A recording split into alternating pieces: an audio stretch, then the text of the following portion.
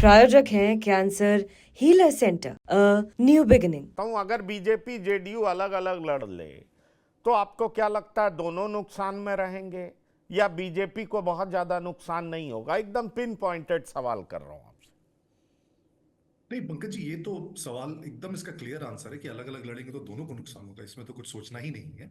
जब सीटों में देखेंगे, वोट प्रतिशत में हो सकता है, जैसे इनफैक्ट आपको ध्यान होगा 2015 में जब अलग अलग लड़े थे तो बीजेपी अपने हमेशा आज तक की सबसे ज्यादा वोट प्रतिशत, करीब 25% वोट तक आ पाई थी, क्योंकि उसने सबसे ज्यादा सीट्स पे लड़े थे।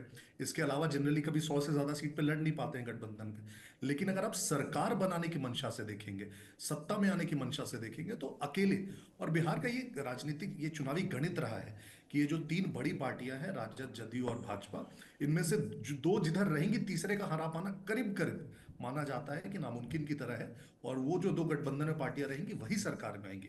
और मुझे नहीं लगता है कि इस प्रकार का राजनीतिक ब्लंडर, इतनी बड़ी पार्टियां और जिसके नेतृत्व में इतने मैच्योर राजनीतिक लोग हैं, वो कभी भी इस प्रकार की गलती करेगी।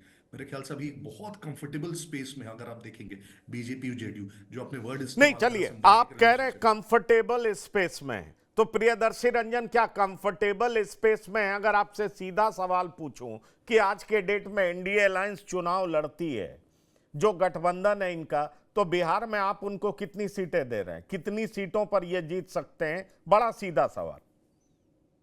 नहीं, जो पिछला आंकड़ा था उससे तो बेहतर होगा, क्योंकि पिछले दिनों 2020 बिहार विधानसभा चुनाव में जो एनडीए के पक्ष में आंकड़ा आया था, उससे 2025 में बेहतर होने की उम्मीद इसलिए है कि डबल इंजन की सरकार के हवाले से इन दिनों बिहार में बहुत कुछ हो रहा है।